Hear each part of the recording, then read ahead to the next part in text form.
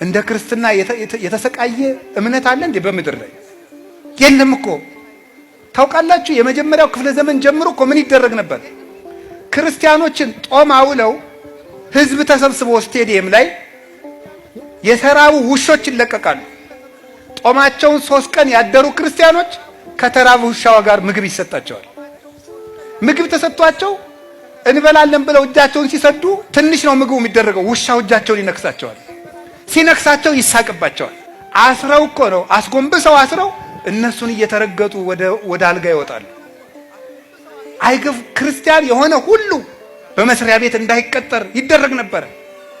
በአውሬሊየስ ጊዜ አውሬሊየስ የሚባል ፈላስፋ ንጉስ ነበር። በሱ ጊዜ ክርስቲያን የተባለ ሁሉ ከመስሪያ ቤት እንዳይቀጠር፣ ሁለተኛው ክፍለ ዘመን ላይ ክርስቲያን የተባለ ሁሉ ሀብት እንዳይኖረው፣ ክርስቲያን የተባለ ሁሉ ማምለኪያ አጸድ እንዳይኖረው ይደረግ ነበረ። ያ ሁሉ ተደረገ። 40 ዓመት እንደ ሽንኩርት ቀረደዷቸው፣ ላጧቸው፣ ሰውነታቸውን ቆዳቸውን ገፈው አሸዋ ከተው አልብሳቸዋል። የገዛ አካላቸውን በአቅማዳ አሸዋ ተሸክመው በገዛ ቆዳቸው ዙረዋል። እጃቸውን ቆርጠው በተቆረጠች ጉረሱ ይሏቸው ነበር። ይሄ ሁሉ ስቃይ አልፈዋል። ግን እስካሁን አለች ቤተክርስቲያን።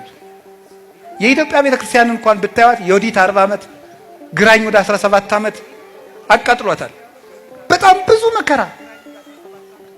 በጣሊያን ጊዜ የተሰቃዩት የደብረ ሊባኖስ መነኮሳት፣ የምድረ ከብድ መነኮሳት፣ በዚህ በጎጃም በጎንደር በሸዋ ያለቁ መነኮሳት፣ አዲስ አበባ ውስጥ የታረዱ ሊቃውንት። የጣሊያን ወታደር መጥቶ ክርስቲያኖች ነበር የሚያርደው ስራዬ ብሎ። የቅኝ ግዛት የሀብት ማስፋፊያ መስሏቸዋል። ቤተ ክርስቲያንን ለመግደል ለማጥፋት ነበር የመጡት እንጂማ ሄደው ለግዛት ማስፋፋት የመጣ ሰራዊት ሂዶ መነኩሴ ያርዳል? ለምንድን ነው እነዚህ መነኮሳት አርደዋቸው የሄዱት? ለምን ይመስላችኋል? ቤተ ክርስቲያን ግፍ እንድትቀበል ነው። የተሾመው የሚበድላት ቤተ ክርስቲያን። በደርግ ጊዜ የወጡትን ስቃዮች ታሳውሳላችሁ። 17 አንቀጾች በማስታወቂያ ሚኒስቴር በደርግ ማስታወቂያ ሚኒስቴር የወጣ 17 አንቀጽ ክርስቲያኖች እሁድ እንዳያስቀድሱ አይወማ አይሴማ እያሉ ጧት ስብሰባ እንዲኖራቸው በማድረግ በጣም ብዙ የሆኑ ግፎችን አልፋለች። ስራዬ ተብሎ ታቅዶበት ቤተክርስቲያኒቱን ለማጥፋት እንዲናደርግ ተብሎ ሄዳችሁ ማንበብ ትችላላችሁ። 17 ቤተክርስቲያኒቱን የማጥፋት ታቅዶ በመንግስት ተሰንዶ እስካሁን እየተሰቃየች አለች። ሁሉም ጉልበቱን ይፈትናል። በልቶ ያልጠገበው ሁሉ መብላት የሚጀምረው ቤተክርስቲያንን ነው። መውቀስ የሚጀምረው ሁሉ የሚወቅሳት ቤተክርስቲያንን ነው። ማሰቃየት የሚጀምረው ሁሉ ቤተክርስቲያንን የሚያሰቃየው። እስካሁን ግን አለች። ለምን ነው መሰላችሁ? እንዲህ ይላል ብፁዕ አንተ ስምዖን ወልደ ዮና አንተ ኮኩ ወዲ በዛቲ ኮኩ አንጻ ለቤተ ክርስቲያኔ ወይክልዋ አናቅጸ ሲሆን አማስኖታ ዋንቀልቅሎታ። ስምዖን ሆይ አንተ ብፁዕ ነህ፣ አንተ አለት ነህ።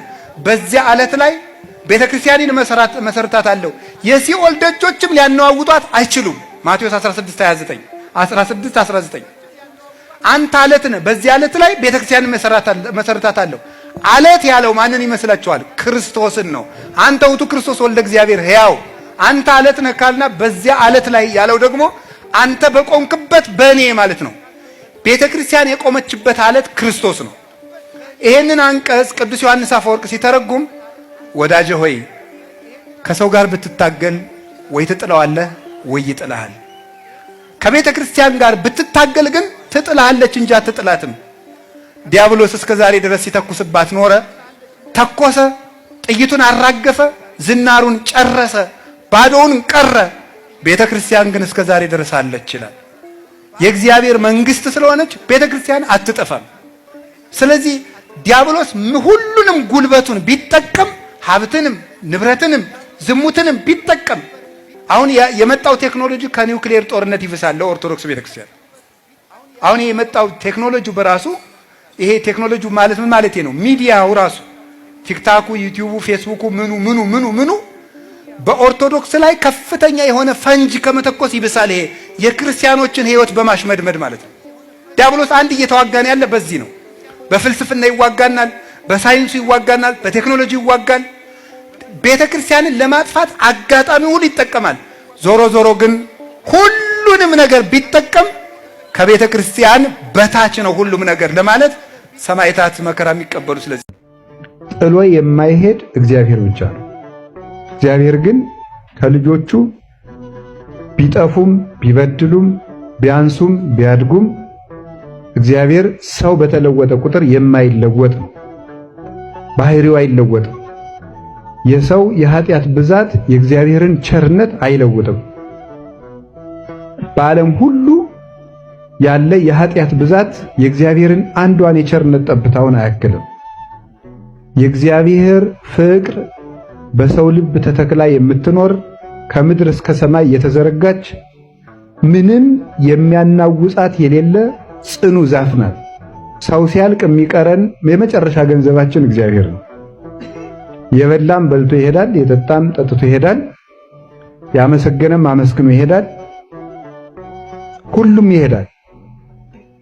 መልክም ጥሎ ይሄዳል፣ ጤናም ጥሎ ይሄዳል፣ ሀብትም ጥሎ ይሄዳል፣ ሹመትም ጥሎ ይሄዳል። ጥሎ የማይሄድ እግዚአብሔር ብቻ ነው። ባሪያህ ነኝ ብላ እመቤታችን ድንግል ማርያም ለአምላኳ ራሷን አሳልፋ ስትሰጥ ደስታ ነው እንደገጠማት። 64 ዓመቷን በሙሉ ስታለቅስ እኮ ነው የኖረችው። አንድም ቀን ፈገግ ብላ እኮ አይታት አታውቅም። አንድም ቀን ደስተኛ ሆና አይተናት አናውቅም። እርሱን በመከተሏ ዋጋን የከፈለችው፣ እርሱን እሺ በማለቷ ከነበረችበት ቤተ መቅደስ ነው ተሰዳ የወጣችው። እሱን እሺ በማለቷ በረሃ ለበረሃን የተንከራተተችው። እሱን እሺ በማለቷ ወጉን እንኳን የጠበቀ መቃብር ስነ ስርዓት እንኳን አልተከናወነላትም። ሰማዕታት ክብራቸው ከፍ ያለው ስለ እግዚአብሔር ሲሉ ደማቸውን ስላፈሰሱ ነው። እንደ እመቤታችን ማን ሰማዕት አለ? ማን ሰማዕት አለ እንደሷ? እሷማ ትልቅ ሰማዕት ናት እንጂ የግብጽ በረሃና ግለት እግሮቿ እየፈነዱ እየደማባት ሄደችው። ይሄ ሰማዕትነት አይደለም? ምስክርነት አይደለም? ነቢያት ጻድቃን ናቸው የተመሰገኑ ኃላፊያቱን መጻያቱን የሚናገሩ። እሷ ግን ከነቢያትም ትበልጣለች። ነቢያት ቢናገሩ ስለሚመጣው ክርስቶስ ነው። እርሷ እኮ የትንቢቱ ፍጻሜ ናት ራሷ። ከሐዋርያትም ትበልጣለች። አልኳችሁ እኮ 3 ዓመት ያወቁትን ሐዋርያት እሷ 33 ዓመት ታውቀዋለች ጠንቅቃ። ሊያው ክብሯ ከማንም ቅዱሳን ናቸው ብለን ከምንጠራቸው በሙሉ የበለጠ ነው። መከበር ከፈለክ እግዚአብሔርን ፍራ። ለክብርህ ጠበቃ አታቁም፣ አትከላከል። ዝም ብለህ እግዚአብሔርን ፍራ። እግዚአብሔር ራሱ ያከብርሃል፣ ከፍ ያደርግሃል። ሰዎች ጉድጓድ ቆፍረው ተራራውን ይናዱብህ፣ እግዚአብሔር ተራራው ጫፍ ላይ አቁሞ ከፍ ብለህ እንድትታይ ያደርጋል። እግዚአብሔር ይሄን ያደርጋል። የልብ ደስታ እግዚአብሔር መፍራት። ከዚያስ ምን አለ ሲራክ? ለፈራሄ እግዚአብሔር እይመጽኦ እኩይ። እግዚአብሔርን የሚፈራ ሰው በዘመኑ መከራ አይመጣበትም። መጽሐፈ ሲራክ ምዕራፍ 36 ቁጥር 1 ላይ እግዚአብሔርን የሚፈራ ሰው ክፉ ዘመኖችን ያመልጣል። ወይ ከክፉ ነገር አይገባም፣ እግዚአብሔር እንዳይገባ ይጠብቀዋል። ካልሆነስ የመጣበት ክፉ ነገር እንዳይጎዳው ያደርጋል። የአክሊል መቀበያ እንዲሆንለት ያደርጋል። ለምሳሌ ቅዱስ ጊዮርጊስ በመንኮራኩር ተፈጭቷል። እግዚአብሔርን ስላልፈራ ነው ክፉ ነገር የመጣበት ልንል ነው? አይደለም። እግዚአብሔርን የሚፈራ ሰው የማይጠቅመው መከራ አይመጣበትም። የመጣለት መከራም ካለ ለምን ይሆነዋል? ለዘውድ ይሆነዋል። እግዚአብሔርን መፍራት ከመከራ ያድናል። ሰውን መፍራት ግን አያድንም። ሰዎችን ስለደረደርናቸው አያድንም። አይ ዘመዶቼ፣ ሰው ከደከመው ይደክማል። የማይደክም እግዚአብሔር ብቻ ነው። እግዚአብሔርን ዝም ብለን እንፍራ። ከሚታይም ከማይታይም ነገር ያድነናል። እሱ ቸር ነው። ሌላስ የመጨረሻዬ ነው። እግዚአብሔርን መፍራት ለፈራየ እግዚአብሔር ይሴኒ ዳህሪቱ። እግዚአብሔርን የሚፈራ ሰው መጨረሻው ያምራል። ወይ ትባረክ አመ ዕለተ ሞቱ፣ በሞተም ጊዜ ይመሰገናል። እግዚአብሔርን የሚፈራ ሰው መጨረሻው ያምራል፣ በሞተም ጊዜ ይመሰገናል።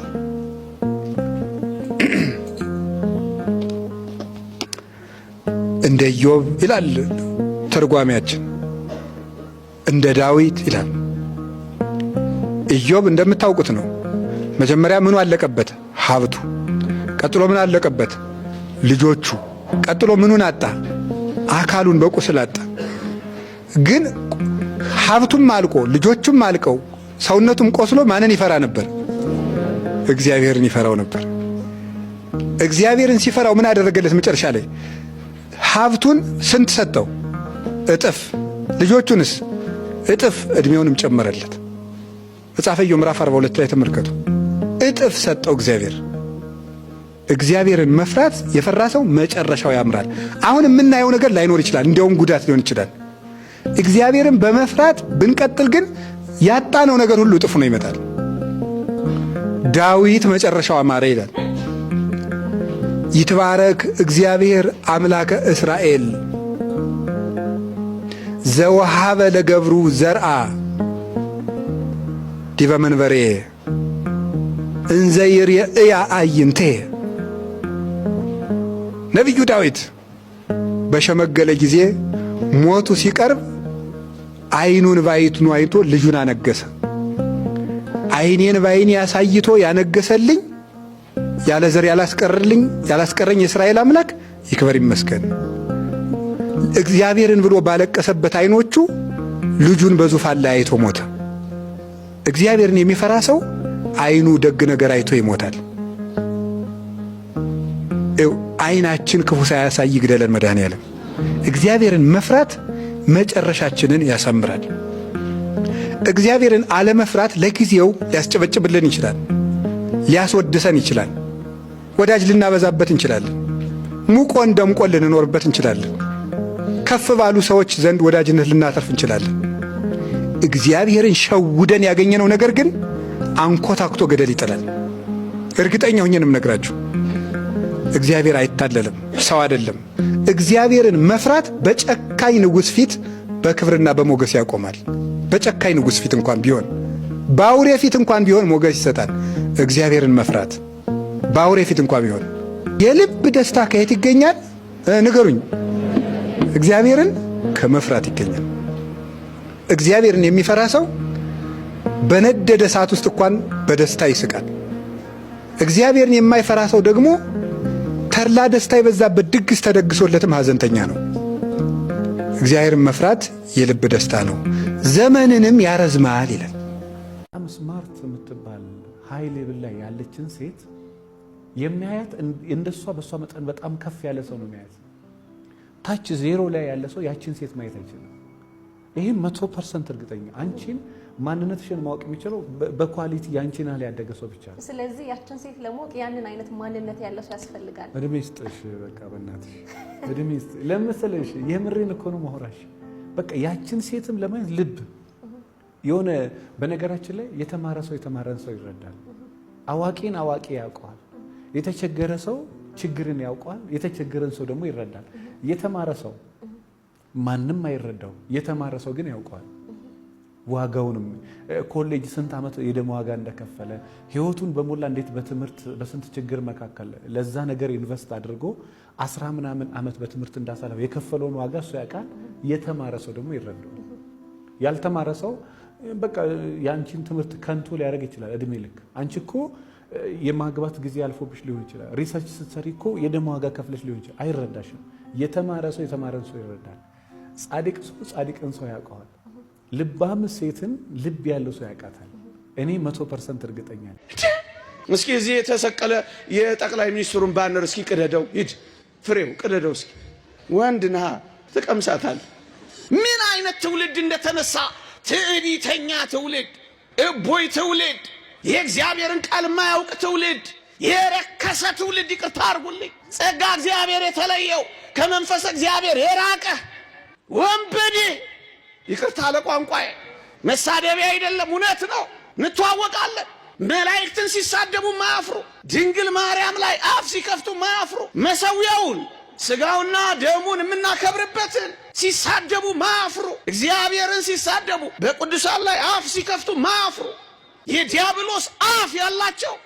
እኔ የሚያሳዝነኝ የአይሁድ ፊት ብቻ አይደለም፣ የዚህ ዘመን የመናፍቃን አፍና ፊት እንዴት ይበላት የሆነችን ቅድስት ድንግል ማርያም። ምራቃቸው አይገርምም? እስኪ ያንተ እናት ፎቶ ላይ እስኪ ምራቅ ልጥፋ ዝም ትለኛለህ? ኧረ ነው። ምናልባት ታመው ሊሆን እንደሚችል ግን እጠረጥራለሁ። መቼም ጤነኛ እንደዚህ ያደርግ። አሁን የኔን ፎቶ ትረግጠዋለህ?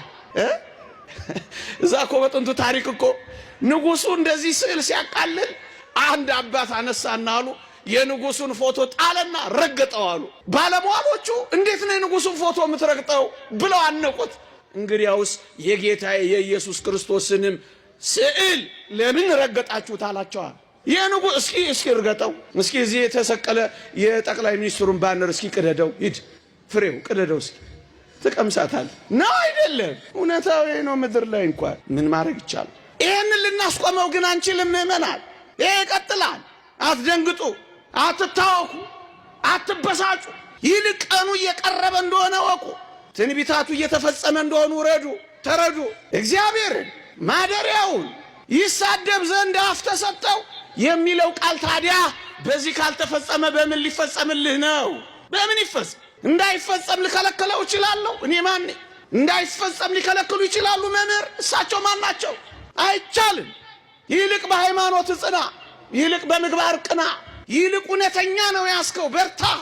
የስድቡ የምራቁን የትኛው እንዳትደነቁ። ከዚህ የበለጠ ነው። በክፋት እየባሰ ይሄዳል፣ በክፋት እየባሱ ይሄዳሉ። በቃ አትደነቁ። እግዚአብሔር ይሄን ስንከላከል እንድንኖር አላደረገን። ምንድነው? እናስተምር፣ እንማር፣ በሃይማኖት እንጽና፣ ንቅና። በቃ አለቀ። ከዛ ራሱ ይጠፋል። የጠላትን ክንፉን የሚሰብርልን ከእግሮቻችን የሚጥልልን ሚካኤል ስለ ሙሴ ሥጋ ሲከራከር ሰይጣንን እግዚአብሔር ይጣላ ያለው ሚካኤል አያስፈልገኝም የሚል ትውልድ ተነስቷል። አያሳዝንም? እንኳን ቅዱስ ሚካኤል አንተ ለእኔ እንደምታስፈልገኝ አያውቅም፣ እኔ ለአንተ እንደማስፈልግ አታውቅም። ወገኖቼ እኛ ኦርቶዶክሳውያን የምንረዳበትን አእምሮና እውቀት እንግዲህ ተረዱ። ምን ይላል? አይሁድም፣ አጋንንትም፣ መናፍቃንም፣ አሕዛብም ኢየሱስ ክርስቶስ ጎኑን ሲወጉት ሲያዩ እነሱ የሚያውቁት እንዳቆሰሉት፣ እንዳሳመሙት፣ ጎኑን እንደከፈቱት፣ እንደጎዱት ብቻ ነው የሚያውቁት። እኛስ ኦርቶዶክሳውያን የኢየሱስ ጎን በጦር ሲወጋ ምንድነው ያወቅነው? ምንድነው የተረዳነው ካላችሁኝ፣ የሱ ጎን ሲወጋና ጎኑ ሲከፈት የገነት በር እንደተከፈተ እናውቃለን ይላል ቅዱስ ኤፍሬም።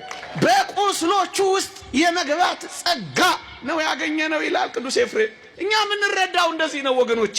አይሁድ፣ አሕዛብን፣ መናፍቃንን ኢየሱስ ክርስቶስ የመጨረሻውን እስትንፋስ መስቀል ላይ ሲተነፍስ ሲያዩት ያበቃ የሞተ ነበር የመሰላቸው። እኛ ኦርቶዶክሳውያን ምን እንረዳለን በዚህ ውስጥ ካላችሁኝ፣ መስቀል ላይ ስለ እኔና ስለ እናንተ ፍቅር የመጀመሪያውን የሕይወት እስትንፋስ እንደገና እንደ አዲስ መጀመራችንን እናውቃለን።